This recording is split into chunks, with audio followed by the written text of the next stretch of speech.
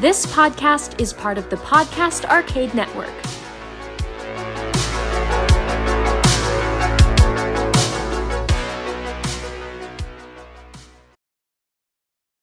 Welcome to episode 13 of Paranormal Dads. I'm your co-host, Pat. I'm Andy. And I'm Eddie. And we invite you to come along as we go in search of the world's monsters, myths, and mysteries on Paranormal Dads.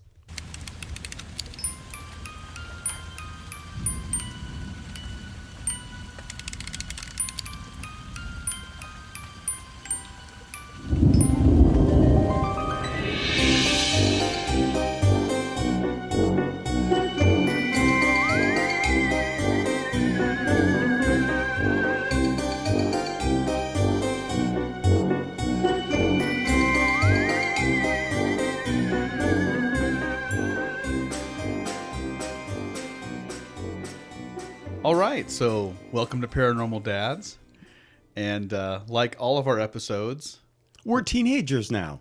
Episode 13. Oh, we are teenagers now. It took me a second. I'm like, a teenager? Is it lucky or unlucky, 13? Well, for us, it's lucky. Okay, there you go. I say it's lucky, too. We make our own luck. It's a baker's dozen. It is. It is. There you thought go. you were getting 12. You got one more. There you go. But yeah, like all of our episodes, first of all, thank you again for joining us.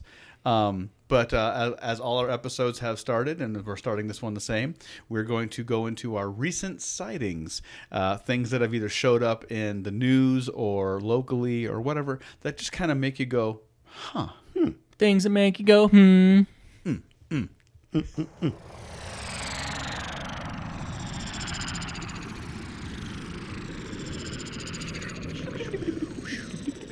kind of sounds like the Jetsons. The little like... All right, recent sightings. So my recent sightings, and you discuss things of the paranormal. You're gonna there's topics that are gonna get hit again and again, and in this case, we're talking about ghosts again. Ghosties. And that's gonna be kind of a persistent thing. I think ghosts are always they're always fun to talk about, and well, almost always, I guess. They scare you. Yeah. It's kind of like UFOs. I mean, it's such Right. an intricate topic. You could break it down into 100 subtopics. So. Exactly. Why not? In this case, it's going to be ghosts that have recently showed up in people's vacation photos. So they go and they snap off photos, and today, I say in today's, in the recent development of technology, you see your camera, you see your pictures instantly. So these are images that show up in people's pictures right out of the gate. So in this case, we're gonna there's a ton of these, and I can put the link up in our show notes for this specific article. But I'm gonna pick a few out of this article, and in this one there is a called the Gray Lady. They're never called anything pleasant, by the way. No. The Gray Lady was a servant to 4 Tudor monarchs at London's Hampton Court and had been dead for 450 years. And basically there's a family going through this at this building, touring around, and in the photo you can see this apparition follling this young 12-year-old girl around as she is in just my head, I checking just out. said, what the bleep? Yeah. That is nuts. It's a very compelling and frightening looking photo. It almost looks like, unless I'm seeing it wrong, it almost looks like, first of all, the hair is really creepy. Yeah. It almost looks like hair that hasn't been washed in several months, and it's really long and dangling. It's almost like, I wouldn't say a corset, but it's like kind of a tight-fitting old-fashioned dress. Right. And the face just looks skeleton-like. Yeah, exactly. It looks It's like kinda Skeletor. It looks like Skeletor in a bad wig. Yeah. Oh my gosh. Now, the thing to bear in mind, and I get this too, is like, with the advent of Photoshop and all these things, you could do this. And there is, not to get into the technical too much, but there's ways to tell if something has been tampered with. And there's probably a healthy set of hoaxes out there. Exactly. Oh, yeah. So, They're a dime a dozen. So bear that in mind. But if any of even if one of these ends up being true, it's pretty terrifying. There's another one here with a family who is swimming in a lake, and I'm trying to see where this lake actually is. They're not telling us where here in this article. Because it'd be overrun with tourists if they did divulge that information. But it's a family swimming, and it's a family of 5. And when they saw the photo, there was a 6th person in the water with them. and that person does not look to be affected by the sunlight and everything else like a normal human would be. And there is a story of a girl who drowned in that lake, and so the idea being that could very well be her spirit. She's still out there swimming, visiting the family. The apparition, the head looks a little elongated. It's kind of a pale whitish color. It almost looks like somebody would look if they've been at the bottom of a lake for a while. And that's the thing too, is like, does the ghost still look the way it did when it's always up for debate. But it's a photobombing ghost, is what it is. That's exactly what it looks like. Yeah. There's a definite person in the water. And then now, if it was throwing up a peace sign or bunny ears behind some's head, that'd be even better. Right. I mean, ghost with a sense of humor. Exactly. It's dabbing. And then not the last in this series, but one of the last ones that I guess I'll touch on. It's right here. It's a family on a vacation, and they were near a Victorian style ruin. And I'm trying to see once again where it's at, and they're not necessarily saying where. You could probably run this down pretty straightforward. But these kids, they come across this nice little portal in a park, just kind of like what you would see in any kind of, a nice neighborhood or nice city park. So it's a little tunnel. It's a little tunnel that leads into the larger area of the park. But inside, and the people who took the photo swore that this person was not in the photo, and there is what appears to be the outline of a person with outstretched arms trailing down a flight of stairs in there. And apparently, once again, sightings of a ghost in that park have been reported. It's solid enough that you can tell it's definitely there. It's not a trick of light or anything, but it's wispy enough that it looks like it could be a spirit. Plus, it's also she's striking kind of a ghostly pose too, with the arms outstretched. Kind of like if you were running and like pretending you're an airplane with the arms out like that. She's got her arms kind of out. And with these things, like I said, there's always the threat of it being like not real. But on the same token, if you've taken a photo and then you see something in it that you didn't see before, and that's a phenomenon of ghosts, oftentimes, isn't it, Andy? Where you see an image of something that wasn't there. Yeah, almost like you're seeing back in time. Right. Yeah, and sometimes it's referred to as an imprint. In other words, if something occurs so many times, it almost forms an energy stamp in that location. I always use the example of, if Grandpa had his favorite Lazy Boy recliner over in the corner of the living room, and he sat there rocking every evening for multiple decades, well, after he's passed away, somebody could catch a glimpse of him still rocking in that recliner over there. It wouldn't necessarily be the ghost of Grandpa. It could actually be an imprint, or in other words, just a brief second where you're actually seeing back in time to a time when he was constantly over there doing his thing. So basically just a repeat of that energy. Yeah, it's almost like a movie where a scene, like an old VHS tape, where you've watched it so many times that part gets kind of glitchy and it just kind of repeats and it gets stuck, or keeps like a disc that keeps skipping, if you will. There's the last one I guess I'll show is this, and this one actually really is kind of interesting. There's this little girl just standing on a beach, and they say it's in Japan, and there is what is behind her, the legs of another person just standing there in a weird angle behind her. And it almost looks like the person's trying to hide behind the outline of the little girl. Her. That's weird. That's very weird. That's almost more compelling than if it was just I don't know. Okay, goodbye. I don't want to go to Japan. That's a bit much. But yeah, so this idea of photobombing ghosts or ghosts or spirits that show up on film after the fact, that almost like an EVP or visual EVP, things that weren't seen at the time but picked up by video or by a picture. And I think the cool thing about now that we all can take pictures on our cell phone and you can immediately see the picture, I think it makes it easier, to catch ghosts and apparitions, because if you take a picture and there's a creature in the background that doesn't belong, you can look at the picture and see the creature and then look at the tunnel in real life and say, okay, I just took this a split second ago, nobody's there right now, so how did it show up in my photo? Have you guys ever had that happen in any of your photos? No, I have not. Nothing. Can't say I have caught a lot of orbs or bubbles or kind of light anomalies in photos in the past. And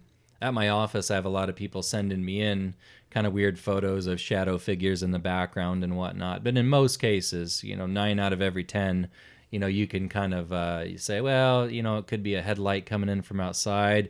Oh, that's the strap of your camera dangling in front of your lens. If it's a nice older lady with an old digital camera. Yeah.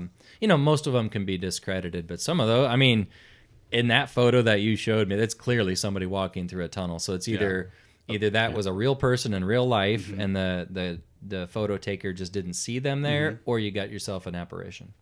Shireen, and I'll be real quick on this, but Shireen went to San Diego for work several years ago, but they did a tour of this house that allegedly had activity in it, and she was just snapping off photos like crazy on her phone, and there was one specific room indoors at night, so no sun coming in through windows, and she had just a whole bunch of like nothing in this room, just normal, like, chairs, and then in one of the frames there was this obvious mass in a corner of the room, and then in the next photo there was nothing. It was gone. Gone. So I mean, she has had a couple of those experiences where there has been things showing up in a photo that she didn't see. I've seen it too. It's weird. Cameras are fun. I love them. I love cameras. Polaroids and all that. Anyway, happy picture taking, folks. Have fun. And if you're on vacation, careful what you're snapping photos of. There might be a weird anomaly in the background. Yeah, take 2 of them in case one gets ruined. Dun, dun, dun. It's time for pop, culture, and the paranormal.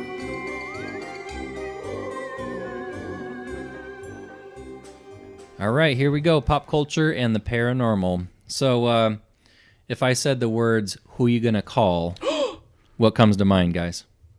Roto-Rooter? Ghostbusters. Ghostbusters. But you said something interesting. That sounds just like the theme song from Ghostbusters. That was very well done. Thank you, buddy. One of the favorites from the 80s. It has to be. Not just a paranormal movie from the 80s, but just an 80s movie in general. That's up there with Karate Kid, right? And some of those types of things. Yeah. Goonies, one of my all-time totally. favorites. Back to the Future. Of course, they had the remake, in recent years with the all-female cast with Kristen Wiig and... Leslie Jones. Yes. Kirsten Dunst. No. Kirsten. No, I don't know. The girl kind of looked similar. Melissa McCarthy was in it. McCarthy and then didn't Kate Dan McKinnon. Aykroyd? Kate McKinnon. Yeah, go me. There you go. There we Look go. at you. Oh, and Thor. What's that actor's Chris name? Hemsworth. He kind of plays a not so smart secretary. Yeah. That's pretty in the funny, remake. too. I think the remake was done pretty darn well. I thought it was hilarious. You never want to see him ruin or taint a classic, but it was nice, and it had cameos from a lot of the original actors. Yeah. Bill Murray was in it. Dan Aykroyd shows up. Harold Ramis. They did a Harold Ramis cameo because he's dead. Rest in peace. But they had a bust, I believe, of him off to the side. Sure. But did you guys know that the theme song from Ghostbusters, that was actually ripped off? See, I didn't realize that. Ripped off from where? It was Ray Parker Jr. ripped it off from Huey Lewis and the News, of all people.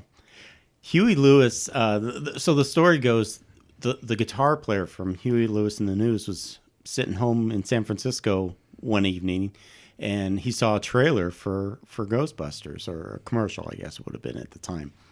And he's listening to the theme song, and he's like, isn't that I Want a New Drug just sped up or slowed down? I can't remember which way it goes, but it's the same, almost the same tune of the same I Want a New chords, Drug. The same, wow. And the funny thing is, just maybe a month prior, the people from Ghostbusters approached Huey Lewis and the News, who at the time were huge. Yeah. They were all over the charts. They were on their way up, and they were huge. But they were already committed to one of your favorite movies, Back to the Future. Yes. So they were doing the work for Back to the Future, and they're like, you know what? No, we're good. We got this other movie we're working on. We've got a new tour coming out.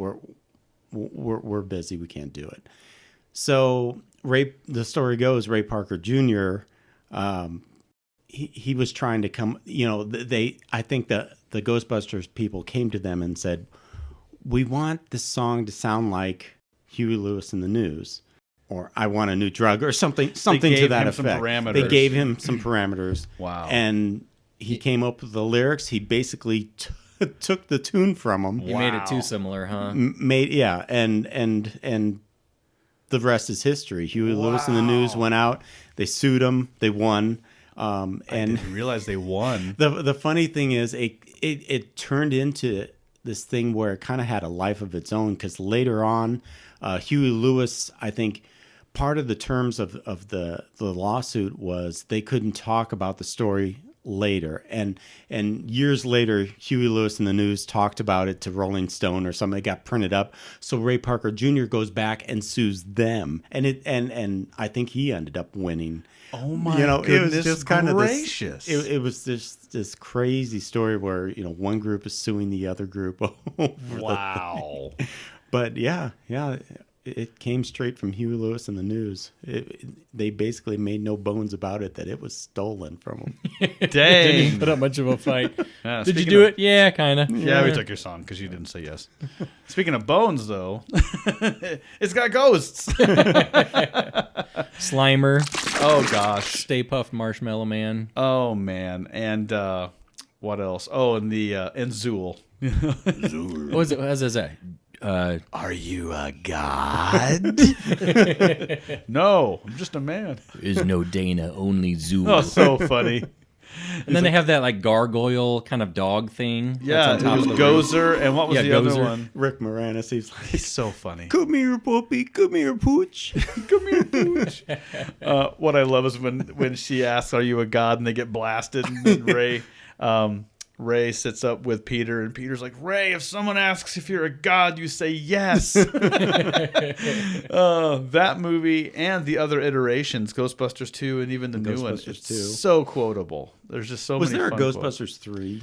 There was supposed to be, and this is, I mean, the reboot here is kind of what was going to end up being. And I don't want to go off on a tangent, and I don't want to start like besmirching the name of the universally loved Bill Murray, but he was always the hang-up. I mean, this is my trivia for Ghostbusters. Yeah, he was kind of done with it. He just had no interest in it. And the crazy part was like, I mean, not like he was coming off pretentious, but he was just like, I just don't want to do it. But then in the same breath, he does the Garfield movie. And I'm like, come on, dude. You wouldn't do Ghostbusters 3, but you did Garfield? I mean, come on. But yeah, the whole crew wanted to do it. And he was the linchpin that kept kind of holding the whole thing up. Well, and major spoiler alert, but the movie's been out for almost 2 years now. Yeah, so the in new the one- movie, he gets it. Yeah. They off him. Yes. I think in a window scene, and he kind of goes splat. Yeah. Or does he get whisked out by the ghost? I think the ghost pushes him out Pushes or him out something the like that. window. Doesn't he? Spoiler, Pat. Sorry. Because he's a hardcore skeptic, He's a in skeptic the movie. in the Yeah, movie. He doesn't Yeah, believe yeah. in any of it. Yeah. The new movie definitely, I mean, they don't, do they? Yeah, they kind of don't pick up from the other ones, do they? They don't even really mention Nope. a world of Ghostbusters. They kind of do a whole fresh retake on the whole thing. But the comedy, I mean, and that was the thing about it. Someone said at one point like it was too funny. I don't remember them saying that, but in my opinion, it was very much similar to the first two. Those are the people who complain that there's too much frosting on their cupcake or Yeah. too much cheese on their pizza. Exactly. How can it be too funny? It was great. Yeah. You know? But yeah, it's super quotable. I believe Slimer shows back up again in this one. Stuff like that. And I don't think there was a Stay Puft though. No, there wasn't. Yeah. It's kind of neat though. In the very last scene, they kind of wrap it up into a nice little bow where they move their operation headquarters and they're just about to move into a firehouse. To the old firehouse. To the old It's the same firehouse. one. It's the same one. Yeah, it's the same one. Oh my gosh. Yeah, it's a really fun visit back to the originals. Yeah, it's cool. They do some throwbacks to the original. Yeah, oh, they do. Now the original, if you watched it as a young kid like I did, it was scary in parts. Dude. I The remember library scene? Yeah, the library. the library scene. Is that the one where the ghost flies right at the camera? Yeah.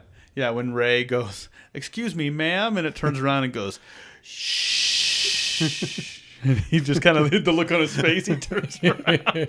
Those guys were so good together. Oh, yeah. But yeah, it was scary. I mean, I remember that scaring me. And when she was like, "Ah," came at him. That one, and I remember even Slimer kind of scaring me when Peter was down the hall and he sees this floating green blob. He's staring at me, Ray.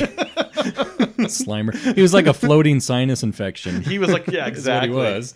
And he flies right at him and takes him out or slimes him. But yeah, such a fun movie. Boy, they destroy that city. They do. They destroy New York City. That was a concurrent theme with them. Yeah, and like any great movie, it had its own toy line. It had a cartoon spin-off. Lunchboxes. Well, the crazy thing that I found out from my reading, but also from, and I will do a shout out here to one of my co-hosts of another podcast, Billy, my co-host on Daydream Instruction Manual, is a huge fan of Ghostbusters. Loves everything Ghostbusters. There was actually an old, and Pat, you probably know this too, there was an older version of Ghostbusters called The Ghostbusters. Right. And it was two words, not one word. Oh. The Ghostbusters. And it was two guys and a gorilla. Naturally, because why wouldn't there be a gorilla? Exactly. And they had like these funny hats, and they had this like it looked like a big horn with a crank on it that they would use to catch ghosts. But so this is where it gets weird. It was an old like 1950s show that kind of had a little bit of popularity to it. But it was two guys and a gorilla. It was a guy in a suit, but still. And then It wasn't Ronald Reagan, was it? It wasn't Ronald Reagan. The whole bedtime for Bonzo thing. He couldn't get away from monkeys. No. but so that was what influenced help me out here, Harold Ramis and Dan Aykroyd to write Ghostbusters. Was this original version of it, but they kind of wanted to do their own version. So they kind of got permission and permission to do this, or to do their own version of it. And then seeing how popular the movie Ghostbusters was, the people who still owned the original Ghostbusters with the monkey decided to make a cartoon. So if you guys remember as kids, there was two Ghostbusters cartoons. One was called The Real Ghostbusters, and the other one was called Ghostbusters. I do remember that. And The Real Ghostbusters was, I believe, I'm trying to get it turned around here, I think that was the one that we remembered as the movies. Right. Okay. The Ghostbusters was this one that had like this group of 4 people, and they had a monkey with them. And it's very interesting. You should look this up. But yeah. I never knew that. I knew it was called The Real Ghostbusters, but I thought, I don't know, maybe they didn't have the rights to use the proper name or something, And as kids, you don't really think of you don't think of copyright laws and stuff. Yeah. They called themselves the Real Ghostbusters. Real Ghostbusters. So at one point in time, there was 2 concurrent Ghostbusters cartoons going that were basically the similar premise, but one was based off of the 50s show and one was based off of the 80s movie. Who are you going to call? Either one of you guys ever dressed up as a Ghostbuster for Halloween? In your youth? I didn't know. You didn't? Did you, I was more a Star Wars guy. Star Wars. I did that cheap. But I did kind of the cheap version where those T-shirt costumes where it just says it was a T-shirt that had Ghostbuster like the jumpsuit and it had Venkman, the name tag on the shirt itself, and then I had like a pair of like jumpsuit pants and then boots and just kind of walked around like that. But no proton pack. I wanted to do that, but I couldn't lock one down. And pack. There's some high end like people who went out and made their own proton packs with like sounds and lights and stuff. Shout out to Stranger Things. Spoiler alert. Yes. Yeah. Yes, they all dressed up as Ghostbusters. There was that debate on who was going to be Peter. That was so funny on Stranger Things. And I remember the scene in the library with I think it was in the library. No, maybe it was the ballroom. Yeah. The ballroom party where where they all have their thing going and it's stuck to the ceiling. Yes. And he's like, "Don't cross the streams." But they never really say what'll happen. He said really bad things or really something bad like things. that. Yeah. Good shooting, Tex. What I like Takes out the chandelier. drops the whole thing. What was so funny about that too? I remember Harold Ramis was so funny. He played Egon. Yeah. And when they opened the trap, and he's like, "Whatever you do, don't look at the trap." And then when he stomped on it and opened it, Ray goes, "I looked at the trap. I looked at it, Egon." It's like an eclipse. Don't look right Don't at look it. at it. Yeah. And then one last thing I want to throw out there was actually a video game that came out several years ago now. out. I want to say it was almost 10 years ago, called The Ghostbusters. Yep. And it was supposed to serve as an actual sequel to the movies, and it featured the entire cast of the original Ghostbusters, all voice. I think I remember that. It's so, what system was that for? Do you it was remember? on Xbox 360 and PlayStation 2. Okay. And it was a blast, pun intended. You actually got it would keep a running tally of how much property damage you did trying to catch a ghost. Like, it was a comedy game, and it would just do things like that. It would keep track of how much you broke stuff trying to catch a ghost, and very fun. I recommend it to anybody who's looking for if you're a gamer or whatever, looking for a fun like Ghostbuster-y game. I can't recommend it enough. Classics never get old. Good old Ghostbusters. Who are you gonna call? And now it's time for the main mystery.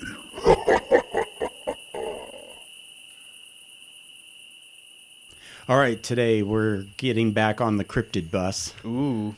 The bus that Eddie can drive so well. The green Cryptid Bus. The green Cryptid Hop Bus. on, everybody! As a little inside joke, the three of us went on a Bigfoot expedition a couple years ago and came across this empty field with an abandoned school bus. And It was painted green. It wasn't yellow at all. And what do you do when you come across a green school bus abandoned in a field? Well, naturally, like Eddie, you jump inside and pretend to steer as we take pictures. Exactly. There's so many spiders and stuff in there, wasn't there? That thing felt like I was like sitting in a coffin. Like, it was so dusty and buggy and weird and We'll have to post cool. a picture of that on the webpage. We should. Yeah. It was so fun. It was an absolute blast. We should do a podcast out of that bus one day. That'd be awesome. And we didn't get any conclusive evidence of Bigfoot or Chupacabras. Ooh. No, but that is what we're talking about today, is the goat sucker, as he's become known to be. Chupacabra was a creature that this whole thing started actually pretty recently, 1995. Really? I was married in 1995. So it's a baby as It- far as it cryptids. is, I mean, yeah. it's not ancient like Bigfoot or Loch Ness Monster. It's a newer one. But it was said to come in the dark of night and feed on the blood of livestock, like some kind of alien vampire. It was first reported in Puerto Rico, and over time, the legend or the story of this creature spread to the United States, South America, I believe. Creature gets around. So what it is they think this creature, multiple descriptions of what it could be. The first ones, it was actually on two legs, and it might have spikes running from its head down to its tail. It would go in to a farmyard or a barn, suck all the blood out of sheep or goats or cows, whatever it might be. And But it wouldn't eat any flesh, though. It was almost like it was thirsty but not hungry. Like a just Capri like all the Sun. blood. Like a Capri Sun.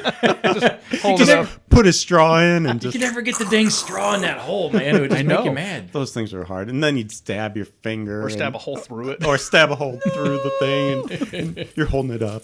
Anyway, we digress.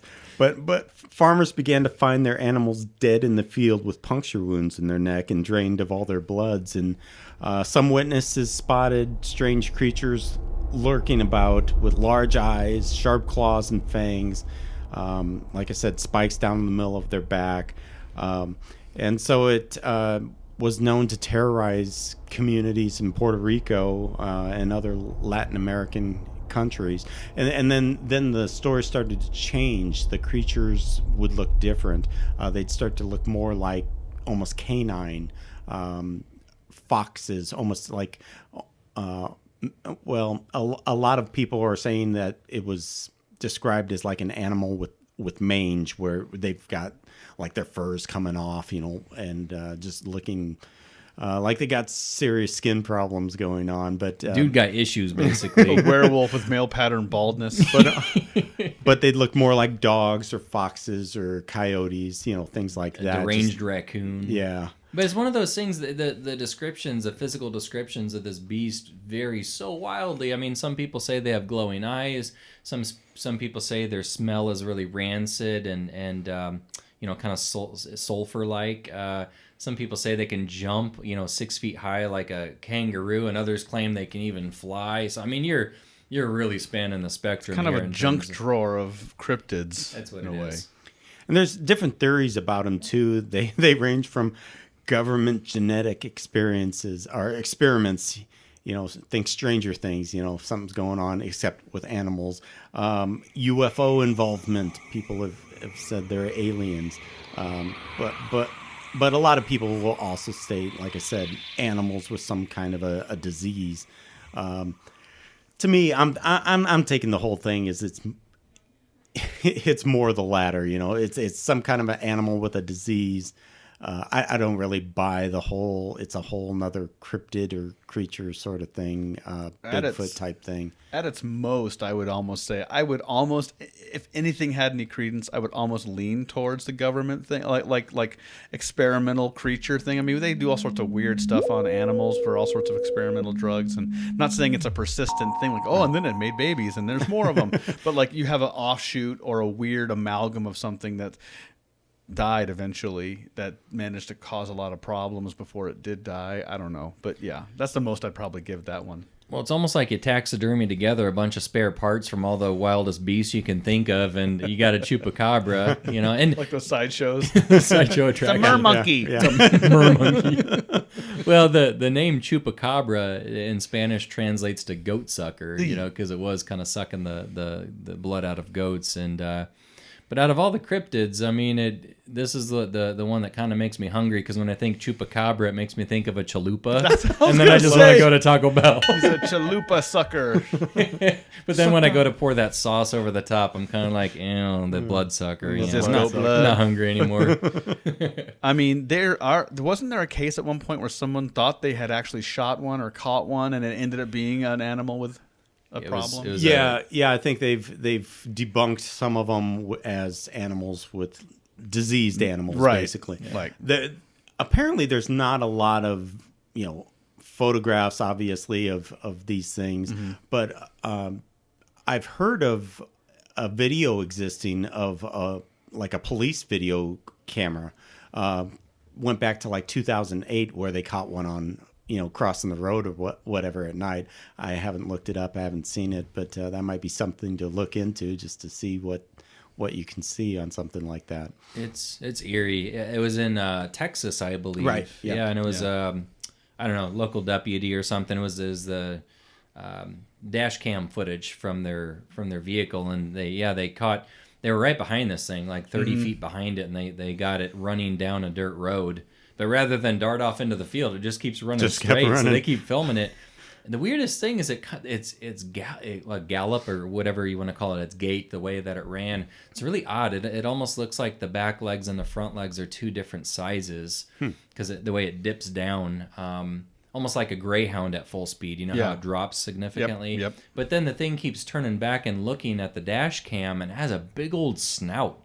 Yeah. Big, huge snout, almost like it was like a bobblehead. Its head was proportionally huge compared to its body. It's just eerie. I mean, it was probably just a weird-looking coyote, honestly, but emaciated wild hog or something. Good band name. Emaciated wild hog. And one little pop culture and the paranormal bonus treat you get with this episode. There was a movie I was sitting. It was Saturday afternoon. Sat down, Sci-Fi Channel, came across and just kind of got drawn into it. Chupacabra versus the Alamo. What? Starring Eric Estrada as the lawman, hunting down the Chupacabra. Oh my god! Running around with a shotgun trying to shoot Chupacabra. I love sci-fi and their sea movies. That's exactly what it was. NATO. Yeah, Sharknado. Go get him, Punch. Go. I do like we said, the likelihood is probably not a real thing, but there's just this tiny sliver in my brain that's always kind of like reserved that there wants to believe. Yeah. So throw out a percentage. What percentage are you convinced that this is in fact a legitimate creature, whether it's alien or a government thing, that it's actually real? I'm coming in right around the 5% mark. And that's just because I want to believe. I don't, but I want to. I'd say I'm between 5 and 10. Yeah. Yeah. It's kind of funny. I kind of put myself around 10 just because it's so weird that they're finding animals with all their blood gone. It's like, what does that to an animal? Something took the blood out. How does that happen? That's kind of weird. Yeah. It's Phil over there with his weird habits. I was hungry and thirsty, but I didn't want to chew. And they did it with a high C straw. Did it with a high C Punctured straw. right through the jugular. I ruined the pouch, so I had to go find something else to drink. I was thirsty. Like 90% of me is like probably a sick or otherwise injured animal, which is kind of sad when you think about it. Yeah. But then again, there's the duck-billed platypus, which is kind of also just a junk drawer of random animal parts, and that thing's real. So who knows? Just kind of slapped it together. I always point it's real. Yeah, like what? I mean, if you were to describe a duck-billed platypus to someone who'd never seen it, you would say, "Well, you're making this up. It's not a real thing." You know, I know that's like a weak argument, like the coelacanth again. Like it's been dead forever, and then you find them they're just everywhere. You know, It's a I have a marsupial, confession. but it has a bill and it has webbed feet with a poisonous dart on its heel. it's a mammal, but it has eggs, and oh, dude, it's such a weird animal. It's no more confusing than Easter. You know, as a bunny, bunnies don't really lay eggs, but you know, whatever. He may be human-sized, which is terrifying when you think. I have a confession. For the first few weeks when I lived in South Dakota, I thought the jackalope was real. They had you convinced. It's a bunny with antlers, and you're like, bunny with antlers. But, you know, if you didn't know, Jackrabbit with antlers. Hey, okay, whatever. You know, there's a lot of things. there's deer with antler and deer without antlers. So why not a bunny? There is. And granted, there was probably prehistoric, but I remember seeing it was like a little weird animal, like raccoon size, that had horns, and it's like, well, there's that. The other day we were at Shields, and inside of Shields, you know, kind of an outdoor store, and they have the giant indoor Ferris wheel there. Yeah. So I have my daughter Sky, and we're sitting on there going round and round on the Ferris wheel. Now I'm terrified of heights, so I'm, you know, just on the edge of soiling myself. But as we get high enough, you can see into different sections of the store. And over in the hunting section, they have a lot of stuffed mounted animals, including a big, I think it was an elk or maybe a. I'm sorry, I'm not a hunter, so I don't know. It looked like a big reindeer, basically. Right. Yeah. And my daughter, every time we go by, she'd wave and she'd say, "Hi, Rudolph." And then I just felt a little piece of my heart break every time. And I said, "Honey, I don't think that's Rudolph. He doesn't have a red nose, and he's been gone for a long time." Yeah. Yeah. His body is here, but his spirit's not. Anyway, totally brought down the vibe of the show. Man, that's sad. Sorry. Hey, Speaking Chupacabra. of bringing down the vibe of the show, if you guys ever watch The Bachelor, there's a girl on there this season. She collects taxidermy, and she'll like show up holding a seal. Or it's just some random What in the strange world? animal. Oh, no. Oh, pick me, marry me. I've got all these taxidermied animals in my house. That's such a. You could inherit them all. Picture I don't yourself know. sitting It's- on a couch made of. Me and my wife and my daughter watch it. It's our guilty pleasure, whatever. Got to have that guilty pleasure.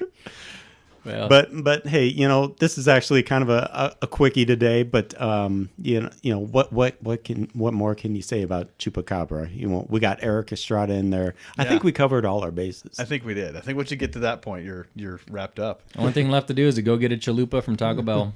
Yeah. Become a chalupa sucker. Well, we want to thank you for listening. Be sure you let your friends know about Paranormal Dads. If you enjoy the show, you know, the more the merrier. You can find us on Facebook at Paranormal Dads, on Twitter at Paranormal Dads.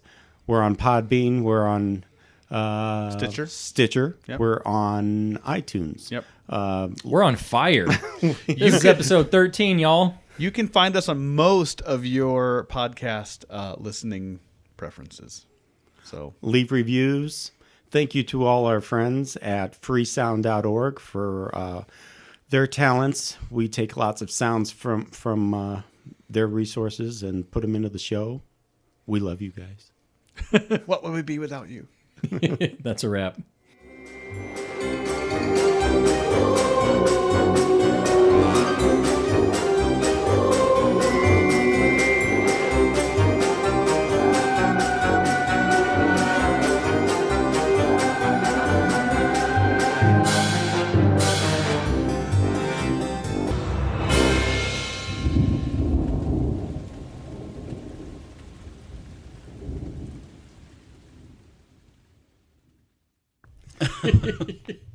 I'm good. Are we recording right now? We are recording. We hot.